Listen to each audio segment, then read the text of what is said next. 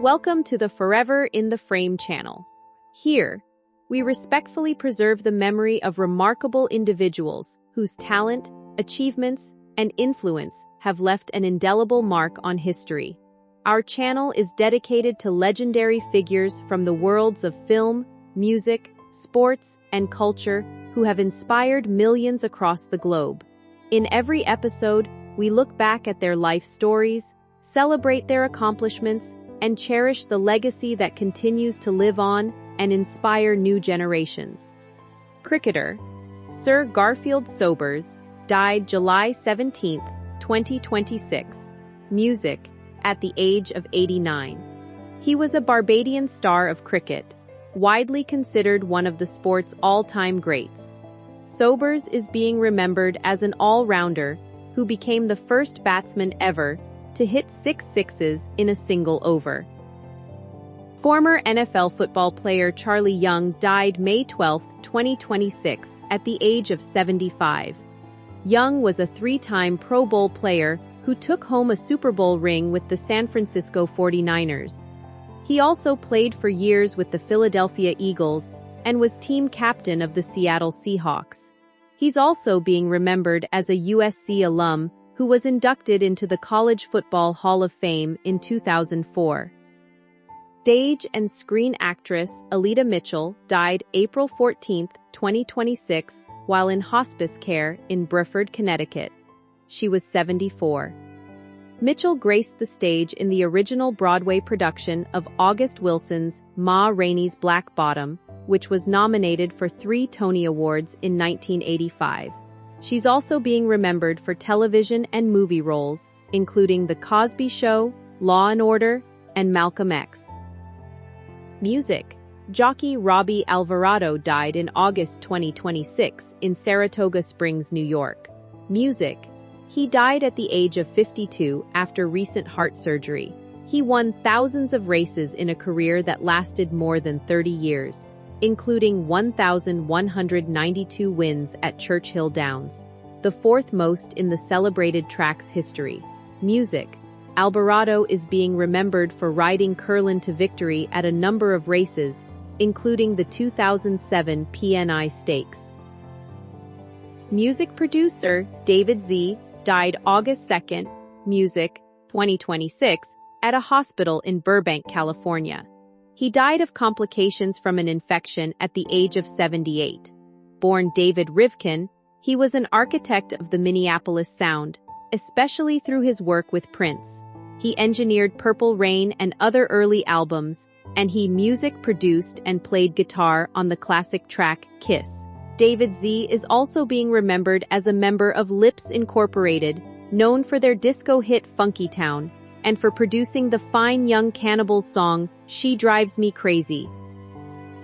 Chuck Negron, the unmistakable voice behind some of classic rock's most beloved songs, has passed away at the age of 81.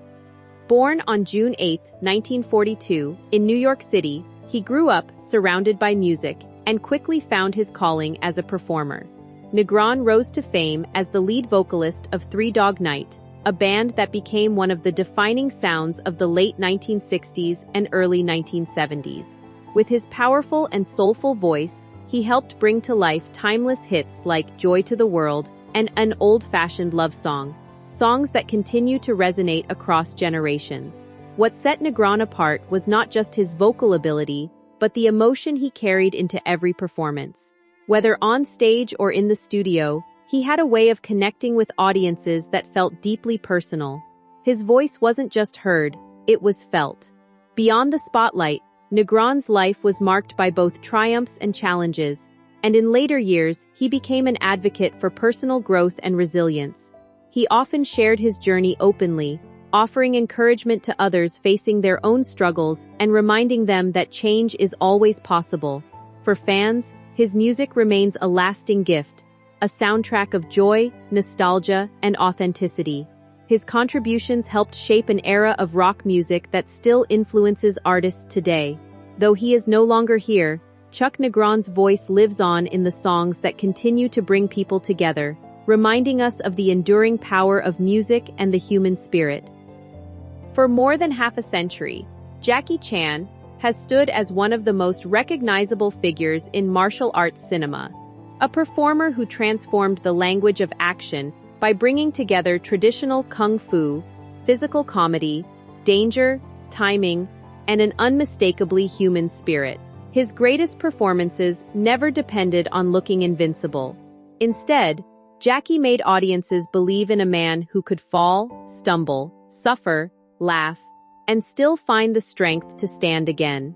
Films such as Drunken Master, Police Story, and Rush Hour became more than entertainment. They became records of an extraordinary physical commitment. Jackie repeatedly placed his own body between the audience and the illusion of danger, accepting injuries, exhaustion, and fear in pursuit of something he considered essential: authenticity. But the legend carries another side, one less visible beneath the applause. Every spectacular fall had a physical price. Every breathtaking sequence demanded preparation, repetition, and enormous endurance. Jackie did not build his reputation from a distance. He built it by stepping directly into danger. Now, as he enters his 70s, the meaning of that endurance becomes even more striking. Time eventually confronts every performer, even those who once seemed capable of challenging gravity itself. Behind the laughter and applause stands a life shaped by sacrifice, discipline, pain, and an extraordinary refusal to stop moving forward. A childhood forged in hunger. Jackie Chan's story began long before international fame, at a time when survival was more immediate than dreams. Born on April 7, 1954, in Hong Kong, Jackie was the only child of Charles and Lily Chan, who worked at the French consulate. His childhood, as presented in the memories surrounding his early years, was marked by financial hardship and uncertainty. His parents eventually left for Australia in search of work, while 7-year-old Jackie was sent to the China Drama Academy under Master Yu. That decision changed the direction of his entire life. The academy demanded extraordinary discipline from children who were still supposed to be discovering what childhood meant. Days could stretch from before sunrise until late at night, filled with acrobatics, kung fu, singing, stage performance, and endless repetition. Wooden floors became training grounds, exhaustion became routine, and mistakes were met with immediate correction. Jackie grew up learning that discomfort was not an interruption to life but part of the process of becoming stronger. By the early 1960s, he was already performing with the Seven Little Fortunes, developing the physical control that would later become central to his cinematic identity. Beneath the smiles and polished movements, however, was a child learning how to endure. Every fall became a lesson. Every correction became another step. The academy did not simply train his body, it created the discipline that would eventually allow him to turn suffering into performance. Learning to survive. When Jackie's formal training period began to transition into adulthood, the security of the academy disappeared, and the harder reality of Hong Kong's streets confronted him. At 17, he had little money, few guarantees, and no famous name capable of opening doors. His parents remained in Australia, while Jackie had to find a way to survive in a city that offered no special treatment.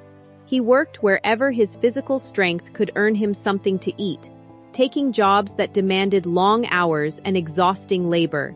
The image of the future international superstar was nowhere to be found.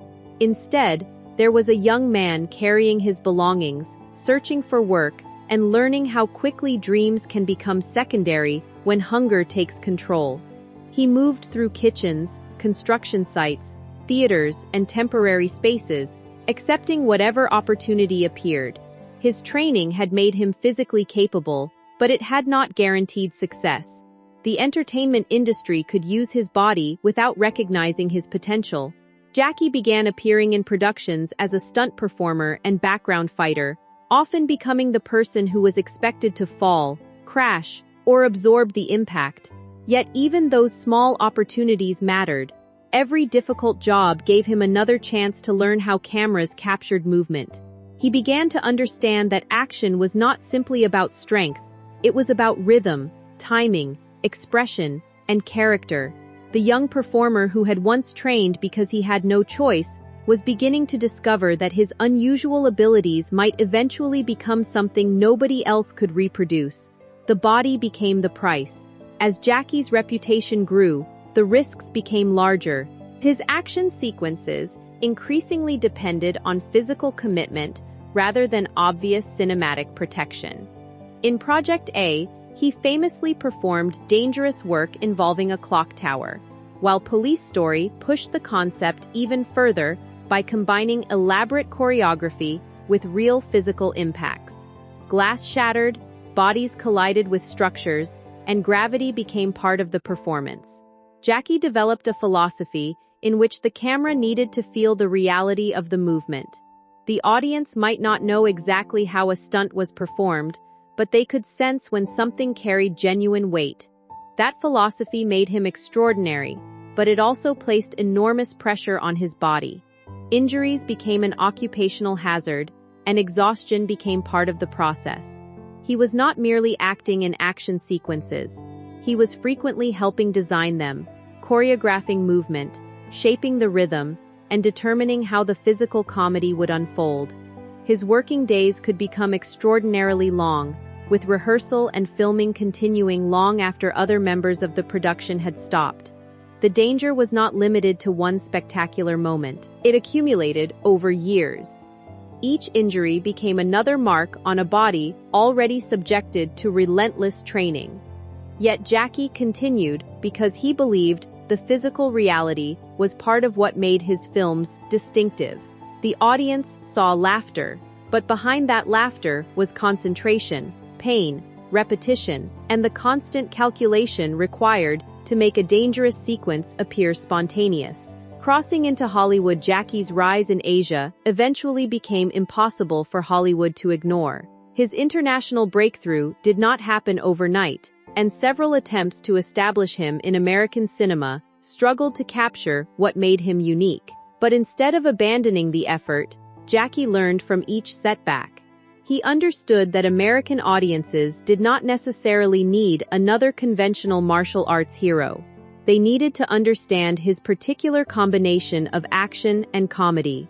That opportunity arrived on a much larger scale with Rumble in the Bronx and later Rush Hour. Suddenly, the performer who had spent years being told that his style might not translate had become a global star. Rush Hour paired him with Chris Tucker and demonstrated that Jackie's physical comedy could work within a Hollywood buddy action formula without losing its identity. The film became a major commercial success, and its popularity introduced Jackie to audiences who had never watched his earlier Hong Kong films. East and West had finally met through movement, humor, and personality. Jackie did not need to abandon his past to succeed internationally. Instead, Hollywood began adapting itself around what he already did best. His face became recognizable across continents. His name became synonymous with action that could make audiences laugh while still creating genuine suspense. Yet the success also increased the pressure. Every new film had to meet expectations created by the last one. The bigger the audience became, the more difficult it was to surprise them. Jackie responded in the same way he always had, by working harder. The work behind the applause fame changed the scale of Jackie's life, but it did not change his basic relationship with work. Behind the premieres, billboards, interviews, and packed theaters was a performer who continued to treat preparation as seriously as ever. His films demanded more than acting. He often became involved in choreography, directing, production decisions, and the design of action sequences. He understood that the difference between a good stunt and a memorable one could depend on a fraction of a second. A movement had to look dangerous without losing its rhythm. A joke had to arrive at precisely the right moment. A fall had to communicate both fear and resilience. That precision required repetition. The public saw the finished moment, but rarely the dozens of attempts that came before it.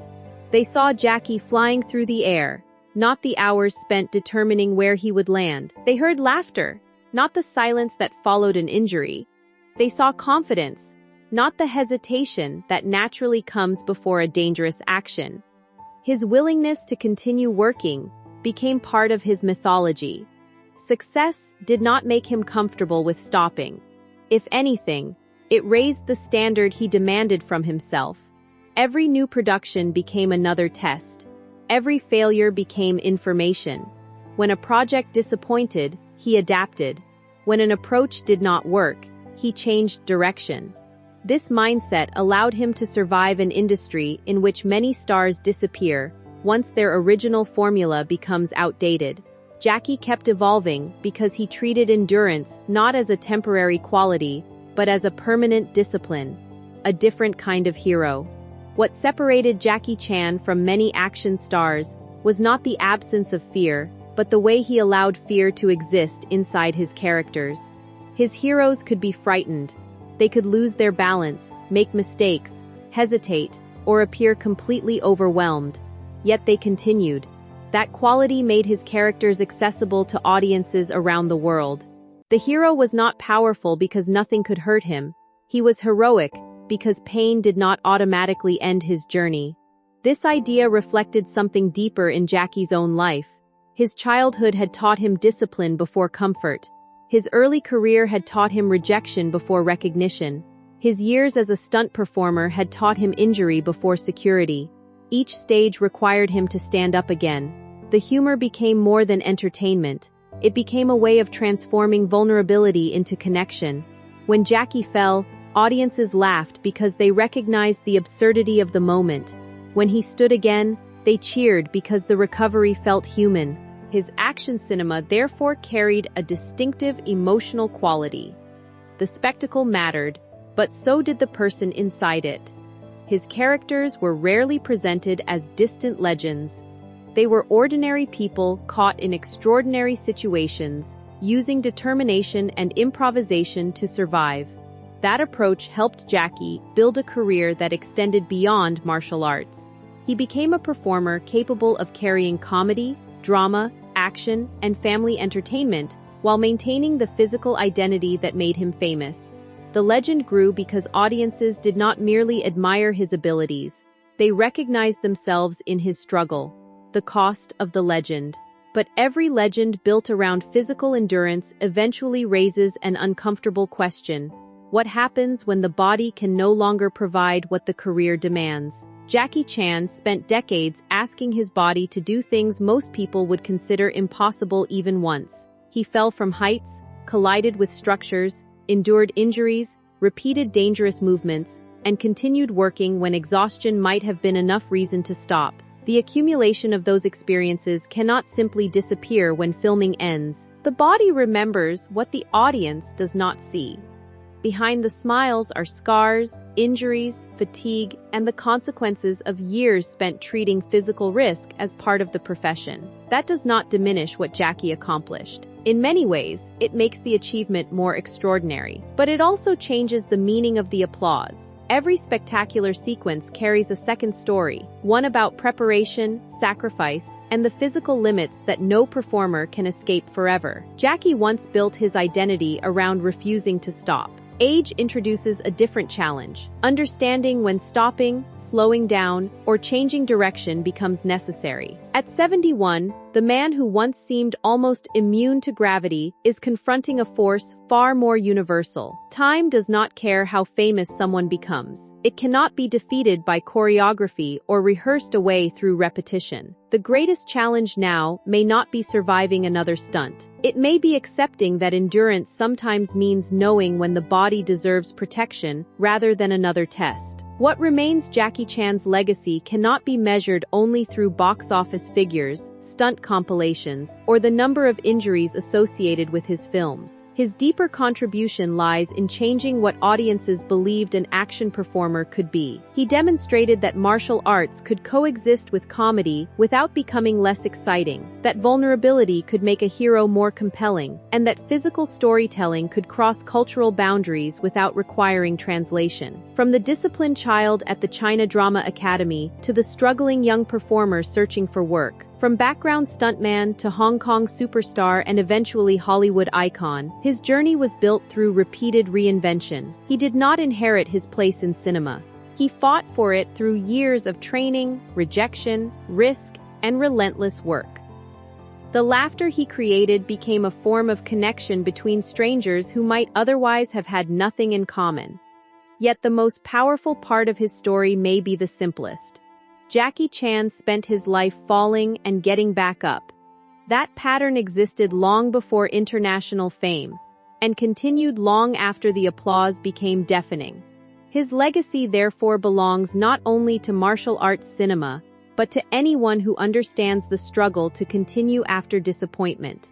The screen may eventually grow dark, and the music may eventually stop, but the image remains, a performer rising after another impossible fall, smiling at the audience, and moving forward once again.